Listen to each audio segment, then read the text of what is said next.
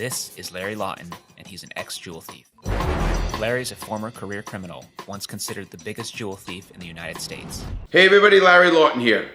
I'm here to do an update on the YNW Melly murder case mistrial. And I'm going to give you my top 5 reasons why it was a mistrial. But before I get started, check me out on YouTube member programs. Check me out on all social media. Check my book out, Gangster Redemption. You're going to talk about prison?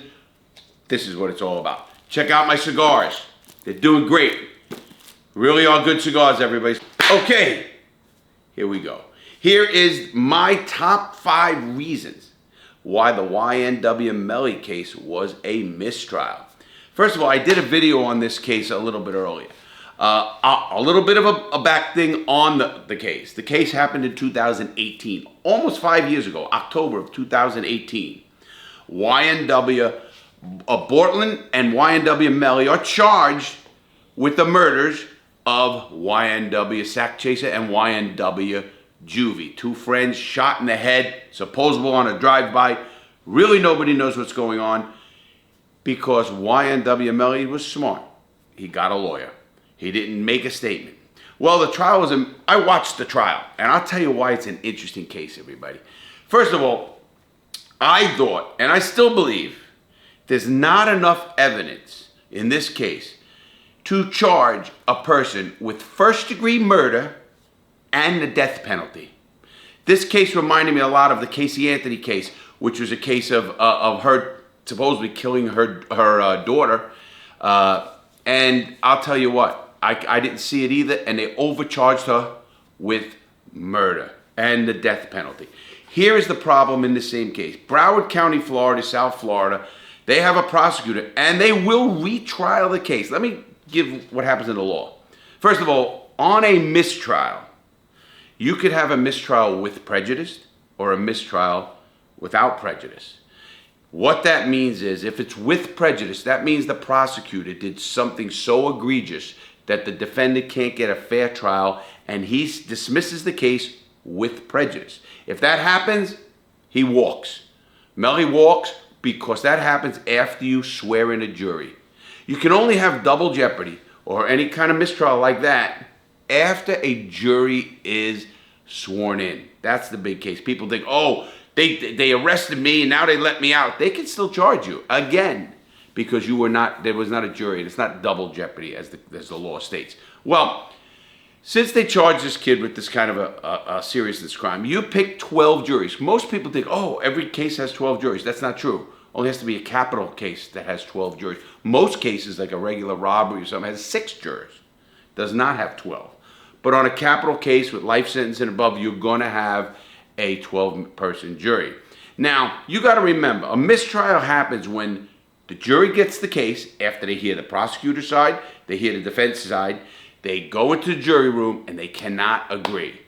Because for a conviction or an acquittal, which means he's not guilty, you have to have a unanimous jury, meaning all 12 people have to agree, whether it's innocent or guilty. Well, in this case, they had 9 jurors who were voting for an acquittal, which means not guilty. 9 jurors. So 3 of the jurors were the holdouts for the prosecutor. Now, what happens in this case is now the prosecutor has 90 days to try this case again. There'll be a status conference here in a day or so, and what happens there? They're going to figure out when the new trial date is, what's going to happen, who's going to give new briefs. But here's the problem for a prosecutor. They laid out their strategy, all the evidence, everything else, how they're going to present it.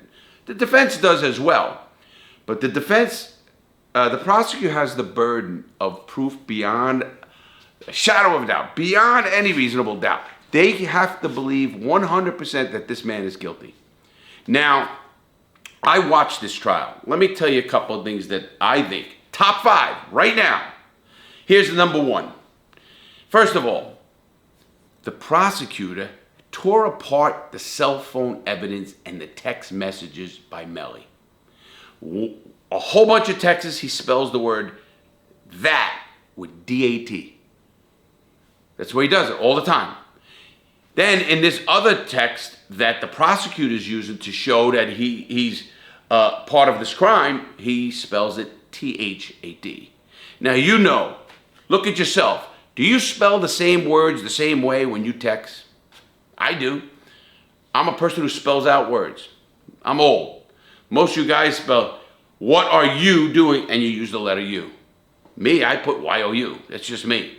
I mean, so if you see me doing U, that's not me texting. And that was really done well by the defense. Also, there is no true eyewitnesses saying that this man did it. Nobody came forward and said, I saw that man shoot those kids in the head. No. Here's another one I believe was a real question for the jurors. What's the motive? If they didn't like each other, if somebody wanted to shake down somebody, why would you want to kill two of your friends, have the guy who makes the most money for your gang, the YNW crew, whatever you want to call him, go to jail for life maybe? It made zero sense why you would kill these kids. Now, was there another group of people involved and everybody shutting up? Was there some kind of shooter? Was another two kids in the car? Was YNW Melly dropped off to maybe pick up drugs, pick up something that they don't want to talk about? And this other kid got in the car and said, yo, homie, what's up, man? Let's go. And he talks and they're all good because they thought they were friends. Pop, pop. Or was it a drive-by shooting? Just because Melly wasn't in the car when they dropped these two kids off at the hospital does not mean that, oh, he's now the guilty party. They charged that man with the actual shootings of it. Now, his co-defendant is being tried without him. What I believe is going to happen is I think they're going to try to make a deal with YNW Portland. I really do. And once they make a deal with him, they might have now a testimony. Is that going to be strong enough? Because was it because there was a mistrial? Is this guy now sick and tired of this whole thing over his head? Is guilt getting to him, if that's what it is? First of all, I don't like the fact that YNW Melly is not getting bail. As of now, he is still incarcerated. And he's been incarcerated since 2018. So this man has been in jail, is going to go on 5 years without being found guilty of a crime. That's hard for me to accept when our Constitution says you have the right to a reasonable bail. No matter what the case. It doesn't say, oh, if it was murder or it's this. Unless you think that man is a threat to the community. I personally don't think he's a threat to the community. He's not a random serial killer. He's never been accused of being a random serial killer. So I have three reasons so far.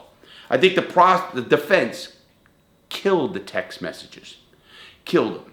I think, number two, that the prosecutor had zero motive. Number three, the prosecutors have no witness. That's three reasons that are powerful. What reasons? Motive, opportunity, what? They have a video of them all getting in cars when they leave a studio. That doesn't hold water me. Number three, the defense has a witness that says, I was with Melly when we found out that the other two were killed. Now, and he says he was distraught, he was crying. Whether you want to believe him or not, I am sure some of those jurors believe them.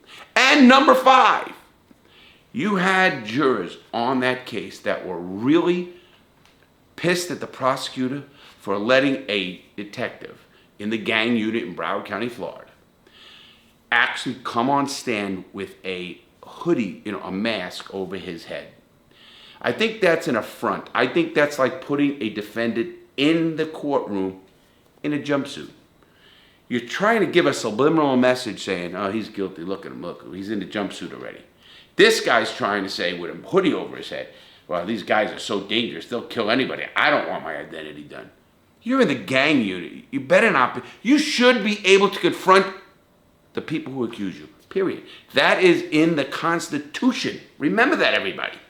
So the five, and I'm going to end that there, and I want your comments. I want you to tell me what you believe the top five are. Here they are. Text message was ripped apart by the defense. Very proud of that defense. Very good legal team. Does Melly have the money to keep this team? We're going to find out. Number 2, totally no motive. Absolutely, you give me a motive on this case. Number 3, 0 eyewitnesses. 0 eyewitnesses. Number 4, you had a witness for the defense saying I was with him. That's called an alibi. Are they believable? What reason? Nobody's saying, oh, he's a liar. Why would he lie? I didn't hear any of that. So the testimony stood in my mind. And number 5, you had jurors that did not like the way the prosecution tried to manipulate them on, oh, these guys are just bad kids. I really got a feel of prejudice in that part. And I mean that. Because it felt to me like you're trying to say, this kid, listen, only 3 people know what happened. 2 people, really. Whoever was there. Obviously, YNW Melly saying he wasn't there. So he don't know, and he did the smartest thing any defendant can do. Shut up. Shut up. Hire a lawyer. Let him speak for you. I want to know what you think. I just did a little quick update on the YNW Melly mistrial, and I'm going to stay on this case, and you are too. Check it out later. Check out my new videos. Check out my lives every Saturday. We're going to be increasing that as well. The cookbook. Check it out. It's going up. It's coming up in a month. Have a great day, everybody. Please stay safe. See you next time.